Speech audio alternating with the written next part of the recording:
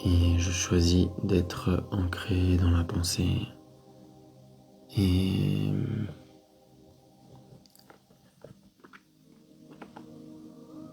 bonjour tout le monde. J'attends juste un peu que les autres personnes commencent à arriver dans le live et ensuite on va commencer ensemble. J'attends un petit peu. Bonjour tout le monde. Ah, il y a des visages que je reconnais. Bonsoir, bonsoir. J'attends juste quelques minutes, enfin 1 ou 2 petites minutes, juste qu'il y ait un petit peu de monde qui arrive. Et ensuite on pourra commencer ensemble. Est-ce que vous arrivez à me dire si vous entendez ma voix ou pas, s'il vous plaît, pour être sûr que mon micro fonctionne bien? Bonsoir. Est-ce que vous m'entendez bien ou pas? Est-ce que vous entendez le son de ma voix? Bonsoir, bonsoir. Bonsoir tout le monde. Oui, vous m'entendez. Ok, super. Dites-moi juste des petits oui parce que j'ai mis un micro. Ok, super.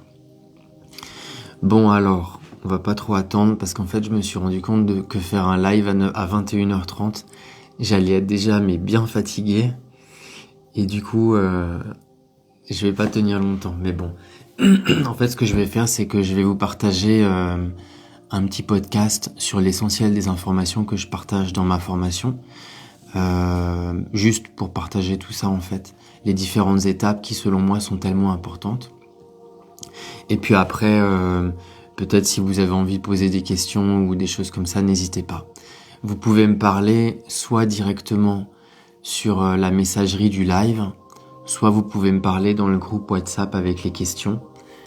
Pour avoir accès au groupe de questions, il faut que vous alliez dans ma story et il y a le lien du groupe WhatsApp. Il faut juste cliquer dessus et vous arrivez directement dessus. Hello Sonia, je reconnais pas mal de visages. Bon allez, on va commencer ensemble. Alors, par quoi est-ce qu'on va commencer? On va parler de la loi de l'attraction et on va parler du silence intérieur. Pour la loi de l'attraction, c'est simple. La première chose, on a juste besoin de savoir qu'est-ce qu'on a envie. C'est tout.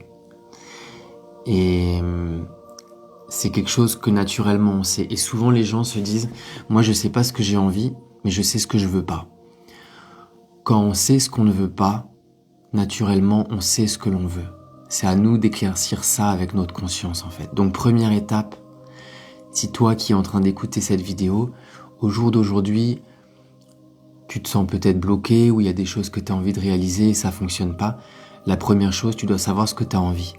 Mais tu dois savoir ce que tu as envie par l'affirmative, tu vois? C'est pas j'ai plus envie de ça ou j'ai pas envie de ça ou c'est pas par la négative, c'est par l'affirmative. T'as envie de plus d'abondance financière.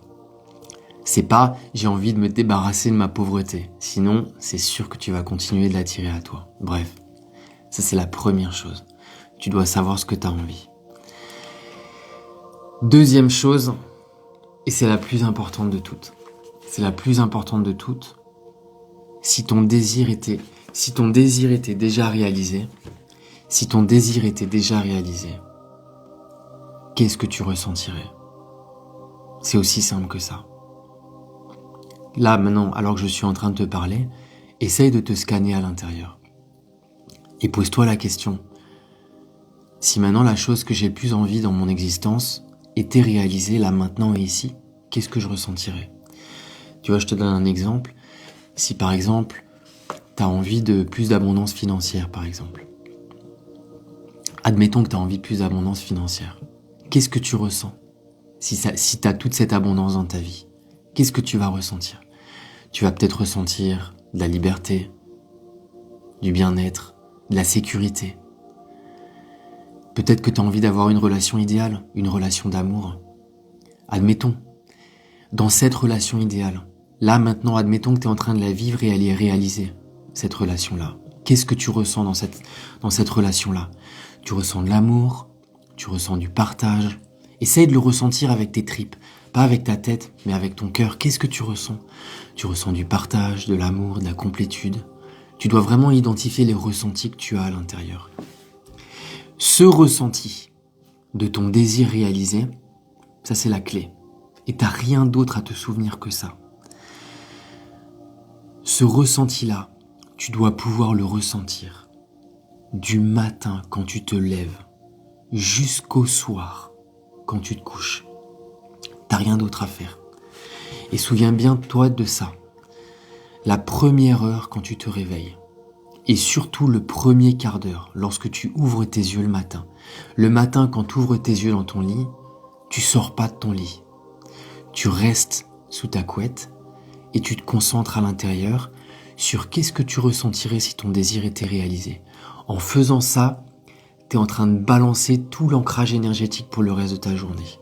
C'est le moment clé pour faire ça. Et le soir, pareil, quand tu t'endors. Tu fais la même chose. Mais ce ressenti de ton désir réalisé, ce que tu ressens dans ton cœur, là, quand je suis en train de te parler, identifie la chose que tu as vraiment envie dans ta vie. Et juste, tu dois savoir ce que tu ressentirais pleinement dans toutes tes cellules, à l'intérieur de toi-même, alors que ce ressenti, alors que ce désir est réalisé. Ce ressenti-là, tu dois le ressentir du matin au soir, tout le temps. Tu dois trouver une méthode qui te permettra de te souvenir de ce ressenti du matin au soir. Pourquoi ? Parce qu'en fait, soit tu retombes dans tes pensées compulsives, tu sais, toutes les pensées, aujourd'hui j'ai trop de travail, c'est une journée trop difficile, ou j'aime pas ma famille, ou j'aime pas cette personne, ou j'aime pas ce passé, cette personne elle m'a fait souffrir. À chaque fois que tu penses à un truc qui te fait souffrir, à chaque fois, non, le cœur ne peut jamais se tromper, à chaque fois que tu as une pensée qui te procure du mal-être, quelqu'un qui t'a fait souffrir, un collègue qui n'a pas été gentil, ce sur quoi tu portes ton attention, c'est exactement la manière dont tu es en train de nourrir l'univers. Tu ressens du mal-être, tu es en train de donner, tu es en train d'offrir, tu es en train de faire ton offrande de mal-être à l'univers, et l'univers n'a pas le choix que de te donner exactement la même chose. La vie ne peut pas te donner autre chose que ce que toi tu es, que ce que toi tu vibres. Si toi tu vibres du bonheur, la vie n'aura pas le choix que de te donner des situations physiques qui te procureront exactement le même ressenti de bonheur. La vie te donne qui toi tu es. La vie ne nous donne pas à nous ce qu'on a envie. C'est pour ça que quand on va à l'église et qu'on va prier, qu'on ne reçoit pas ce qu'on a envie. La vie ne nous donne pas ce que l'on demande. La vie nous donne qui nous on est à l'intérieur. Qui nous on est, ça veut dire qu'est-ce que je suis en train de ressentir. Là, maintenant, à chaque seconde, nous les êtres humains, on est en train de manifester. Là, maintenant, alors que tu es en train de m'écouter, tu as ce qu'on appelle un point d'ancrage énergétique. Essaye de te scanner là maintenant. Qu'est-ce que tu es en train de ressentir, maintenant et ici, alors que je suis en train de te parler ? Ce que tu es en train de ressentir, maintenant et ici, ce sera ta manifestation physique à un moment donné ou à un autre dans ton futur. Et cette manifestation physique, elle aura ce parfum émotionnel identique de ce que tu es en train de ressentir maintenant. Ce que tu ressens, c'est exactement ce que tu es en train de manifester. Toujours. Donc scanne-toi en fait.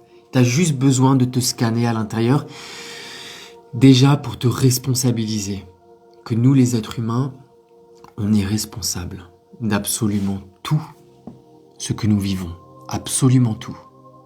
Il n'y a pas une seconde, il n'y a pas 1 millimètre carré de ce que l'on vit dans notre vie que l'on n'a pas manifesté, consciemment ou inconsciemment.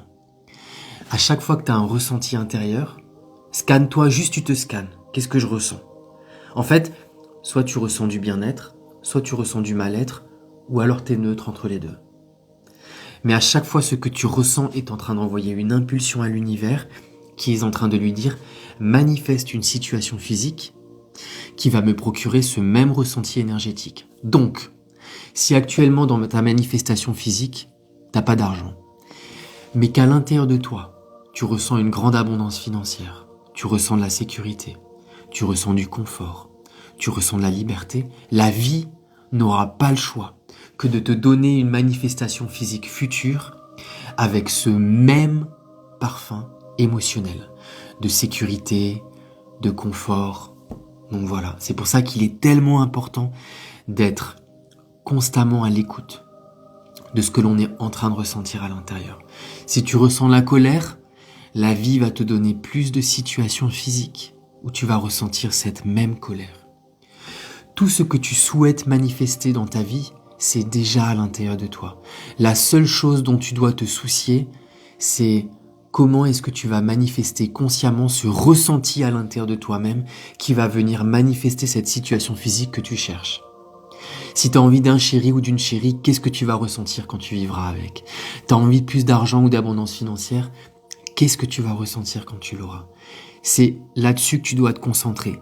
Quel est le ressenti? Qu'est-ce que je vais ressentir à l'intérieur? Quand ça, tu le sais, tu mets des mécanismes en place qui vont te permettre de te souvenir de ce ressenti du matin au soir. Et c'est pour ça qu'on dit la grâce de nos souffrances.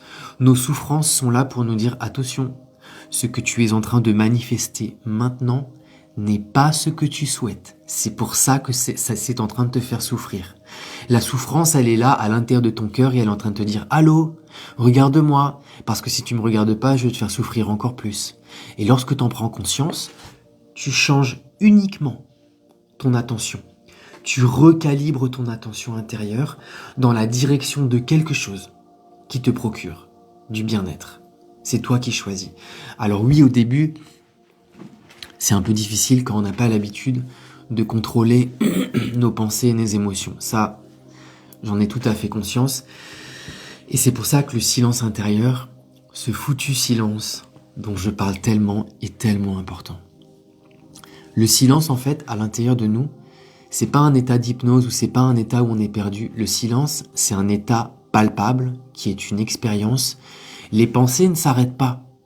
Les pensées et les émotions ne s'arrêtent pas. Mais on n'est pas calibré. Notre attention n'est pas tournée vers les pensées ni vers les émotions. Notre attention intérieure est calibrée sur cet espace à l'intérieur de nous-mêmes dans lequel se présentent toutes ces pensées et toutes ces émotions. Je te donne un exemple. La nuit quand tu dors, nous ne sommes pas nos émotions. Non, nos émotions sont des indicateurs. Faut pas que je lise trop vos commentaires parce qu'en fait, sinon je perds le fil.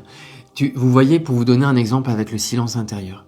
La nuit quand vous dormez et que on a des rêves qui sont super intenses. Ce rêve, au moment où tu as l'impression de le vivre, ce rêve-là ou ce cauchemar, il est intense. Ce rêve-là, il se passe à l'intérieur de toi-même quelque part. Il se passe dans une vision intérieure que tu as en toi. Cet espace-là, c'est ta conscience, c'est ton espace intérieur. Nous, les êtres humains, et je sais que ça peut paraître délirant, mais toutes les guérisseuses que moi je connais, tous les moines dans les monastères en Inde, tous les prêtres et les maîtres que j'ai rencontrés en Inde, la raison numéro 1 pour laquelle nous, les êtres humains, on est ici sur Terre, c'est toujours la même chose. C'est pour se réidentifier et c'est pour retrouver cet espace à l'intérieur de nous-mêmes qui n'est rien d'autre que ce que nous on est, sans l'identification à notre corps. Alors attends, je vais essayer de te donner un exemple. Lorsque tu es complètement perdu dans tes pensées, admettons tu es complètement perdu dans tes pensées, tu n'as plus conscience de ton corps, tu n'as plus conscience de tes sens et de ton corps. Par contre, tu as conscience de tes pensées à l'intérieur de toi-même. Maintenant, si tu recalibres ton attention intérieure, non pas sur ces pensées-là, mais sur l'espace à l'intérieur duquel ces pensées se présentent, alors tu recalibres ton attention avec ta version de toi-même la plus pure. Cette version, d'où tu viens, d'où nous tous on vient avant qu'on prenne naissance et après qu'on meure. Et c'est pas un discours intellectuel, c'est une expérience que tout le monde peut faire maintenant et ici. Il n'y a pas besoin d'être un moine, il n'y a pas besoin d'être un prêtre, il n'y a pas besoin d'être une guérisseuse. La seule chose qu'il faut faire, c'est s'asseoir, regarder les pensées à l'intérieur et juste les observer. Et à force de les observer, les pensées, il y a un moment donné, si on ne plonge pas à l'intérieur de ces pensées-là, il y a un détachement en fait qui va se créer. Ce détachement va créer un espace entre notre attention et toutes ces pensées compulsives à l'intérieur. Et à force de regarder, ça c'est vraiment la définition d'une introspection intérieure. Et à force de regarder à l'intérieur, cet espace va grandir. Et le plus on fait ces introspections à l'intérieur de nous-mêmes, le plus cet espace silencieux va devenir naturel et sans effort. Mais c'est tellement vital de retrouver cet espace en nous. On est tellement silencieux. Pourquoi ? Parce qu'en fait, nous les êtres humains, on est tous à la recherche de manifestations physiques, pensant que ça va nous rendre heureux. J'ai envie d'avoir plus d'argent, je serai enfin en sécurité, je serai enfin libre. J'ai envie de rencontrer la personne idéale dans ma vie. Comme ça, je vais ressentir l'amour et je me sentirai bien. Lorsque tu retrouves ton espace intérieur, lorsque tu retrouves ce silence à l'intérieur de toi-même, lorsque tu arrives à regarder ta pleine conscience à l'intérieur de toi-même de nouveau, toutes les choses que tu cherches à l'extérieur de toi-même, tu en fais instantanément l'expérience avec le ressenti de ce silence intérieur.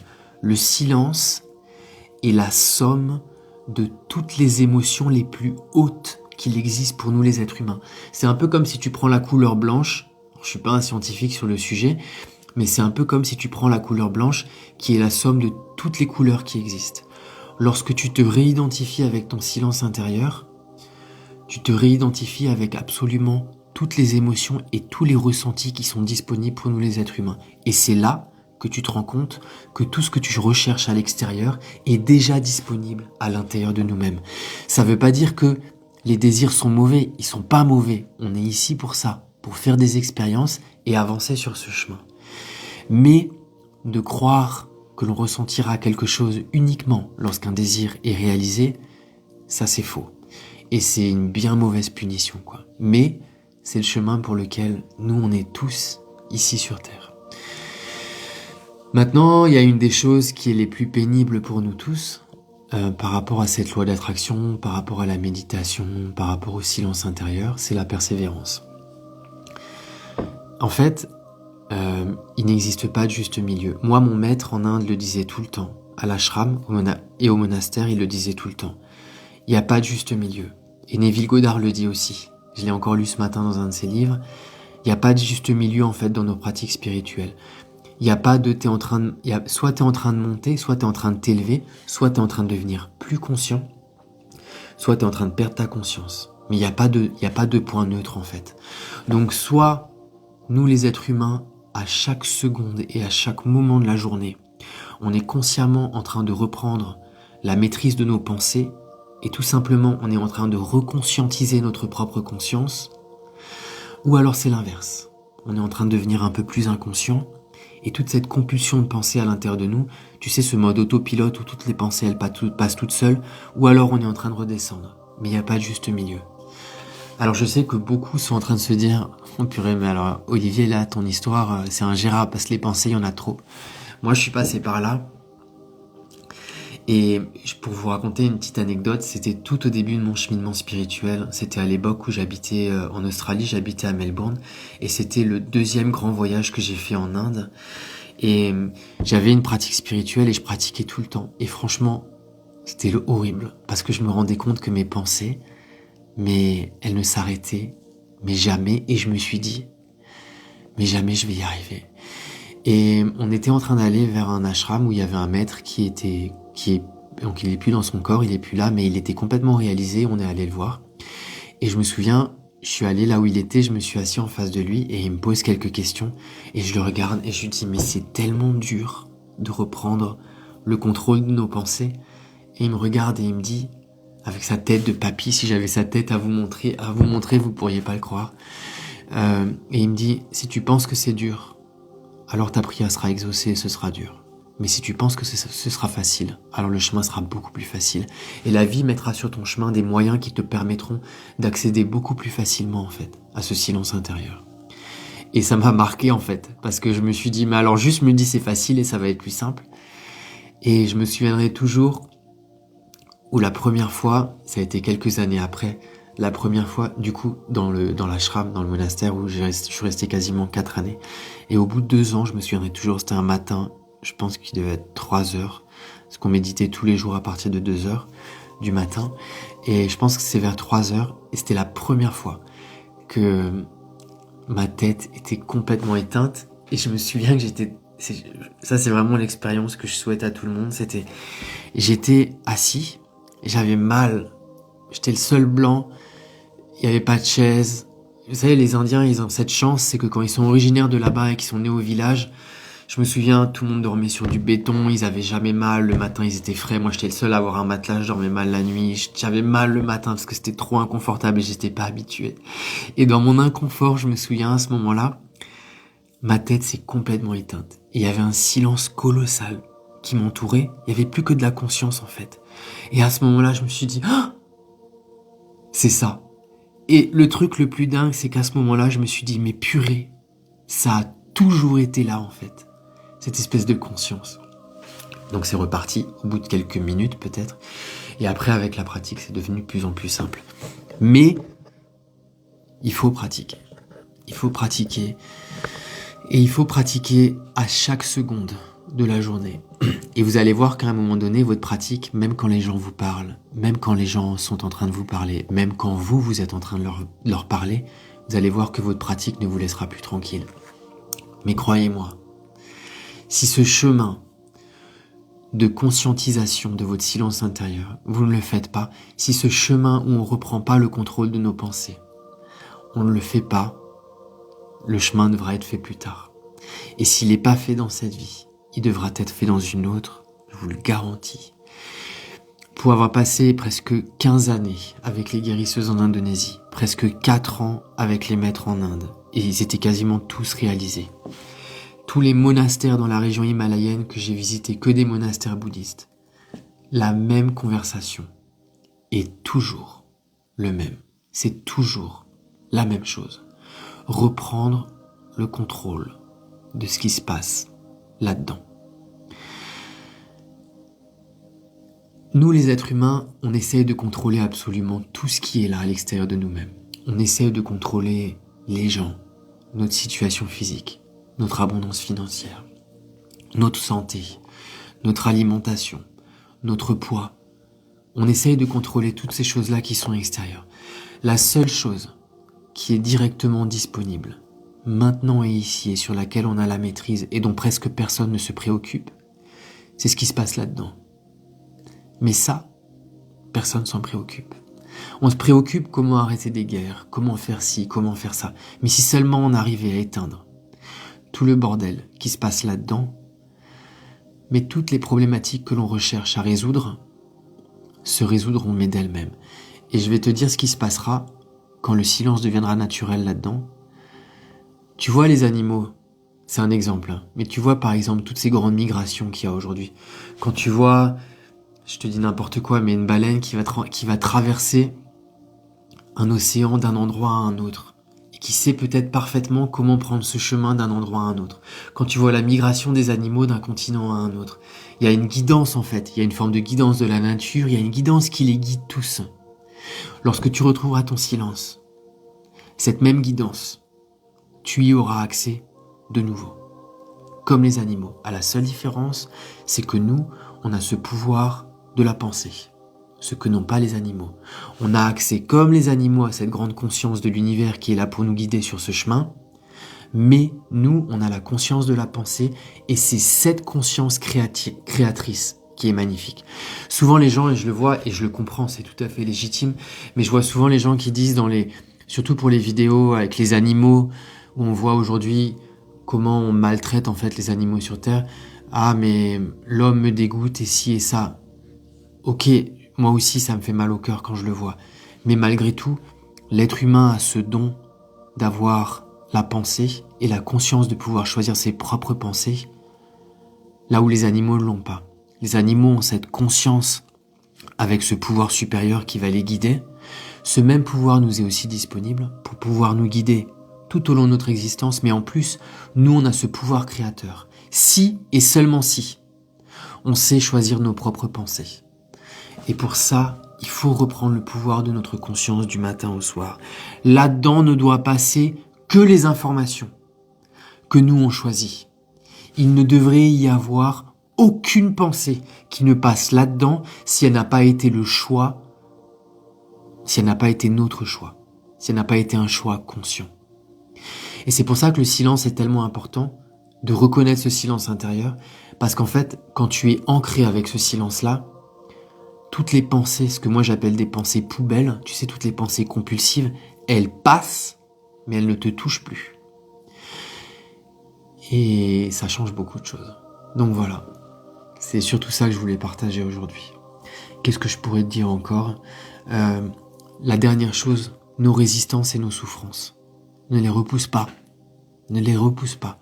À chaque fois que tu souffres dans ta vie, c'est l'univers qui te donne une opportunité de te débarrasser d'une ancienne version de toi-même. En fait, dis-toi ceci. Dans ta conscience intérieure, ton énergie, il ne peut pas y avoir de la place pour l'ancienne version de toi et de la place pour la nouvelle version de toi-même. Donc la nouvelle version de toi-même, elle va venir manifester tout ce que tu demandes. Mais pour que cette nouvelle version, elle puisse prendre l'intégralité de la place dans ta conscience, il faut que l'ancienne version puisse sortir. Tu sais, l'ancienne version qui a manifesté toutes les choses que tu ne veux plus. Peut-être des maladies, peut-être de la pauvreté, peu importe. Pour que cette ancienne version de toi, elle sorte, il faut qu'elle passe par ta conscience. Et lorsqu'elle va sortir, ça va faire mal. Si cette douleur, tu la rejettes, alors tu repousses à l'intérieur de toi et tu réenracines cette ancienne version de toi-même.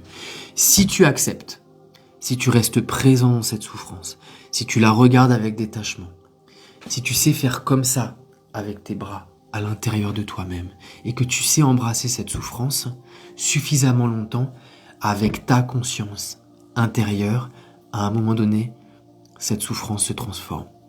Et ensuite, immédiatement, tu retournes ton attention et ta conscience sur ce que tu souhaites ressentir.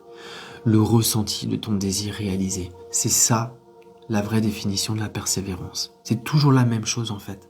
Qu'est-ce que j'ai envie ? Qu'est-ce que je ressens par rapport à ce que j'ai envie ? Si je souffre, je laisse la souffrance sortir et je me recalibre avec mes pensées. C'est toujours la même chose. Il n'y a rien d'autre. Bon, je parle tellement que j'ai le nez qui commence à se boucher. Du coup, je vais pas tarder à vous laisser. Alors, je regarde juste un peu si vous m'avez mis des questions. Et après, je vais vous laisser.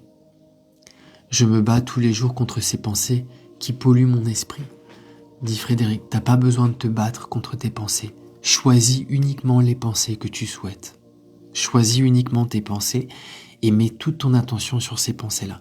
En te recalibrant avec les pensées que tu choisis consciemment, toutes ces pensées compulsives n'auront plus la place de passer, tout simplement parce qu'elles n'auront plus ton attention.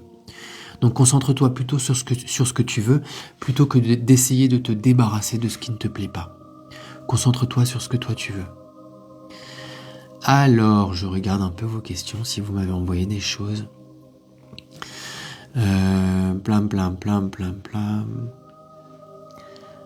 C'est quoi le thème ? Bah du coup, c'était quoi le thème ? La loi de l'attraction et le silence intérieur. Bon, mais il n'y a pas beaucoup de questions. Je pense que vous m'avez écouté parler en fait.